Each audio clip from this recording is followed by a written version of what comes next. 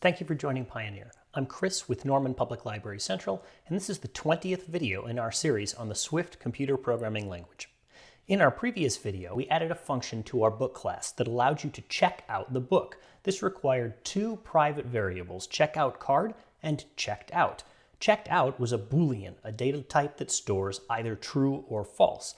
Our checkout function checked to see whether the book was already checked out, and if it was, refused to allow a second checkout. If it wasn't checked out, it let you check it out, but then marked that it was checked out so that next time you called this function, it didn't work.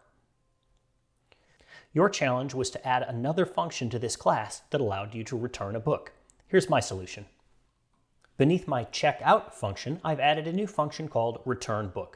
That function doesn't require any parameters and doesn't return anything. All that it does is set checked out to false and blanks out checkoutCard.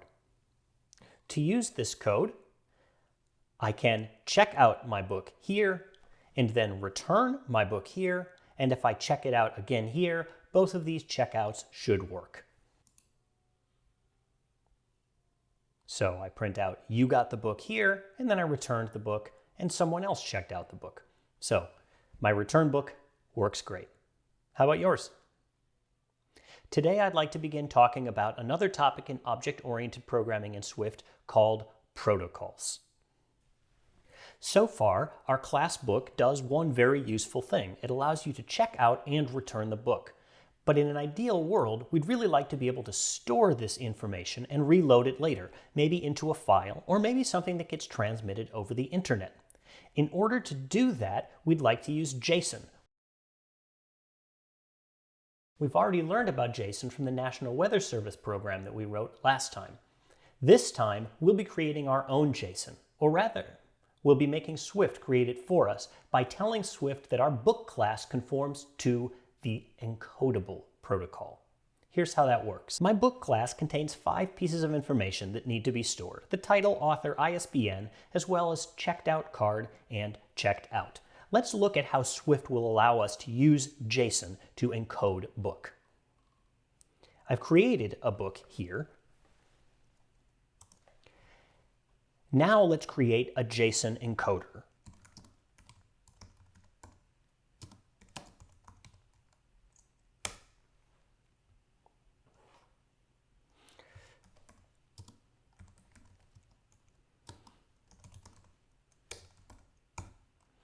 And our JSON encoder can encode values. But if you look at the function signature, it tells me that value must be something called an encodable. In this case, encodable is not actually a data type, it's a protocol. A protocol means that there are a set of functions that this class can provide, even though it doesn't matter exactly what type the class is.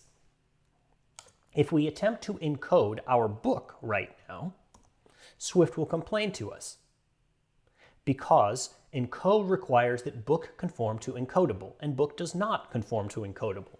But we're actually only one small step away. All of our data types here are very simple data types, strings and a bool. It turns out that string and bool are all themselves encodable. So to make my book encodable, all I have to do is tell Swift that book conforms to encodable. I do that by saying book, encodable. And that's the only change that I need to make.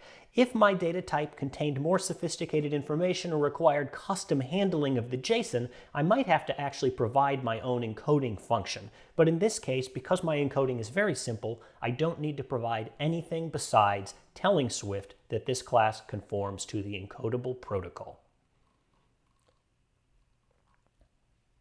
Now, my only error is that this might give me an error, so we have to tell it to try. Swift is telling me that encoder doesn't change in this process, so I'll go ahead and change encoder to a let constant.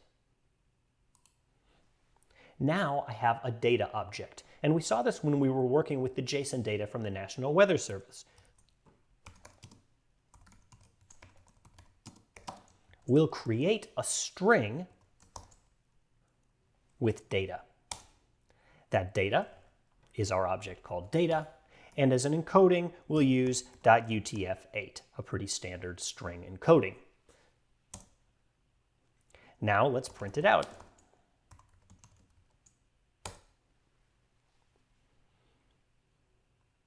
When I run my code, Swift prints out the JSON equivalent of my class. It worked because I told Swift that my class conformed to the encodable protocol.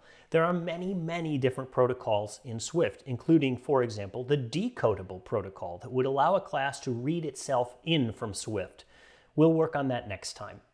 Your challenge this time is to add a completely new class called DVD. Make DVD contain the information that you need to store a DVD, make sure it conforms to encodable, and try printing out its JSON. Good luck!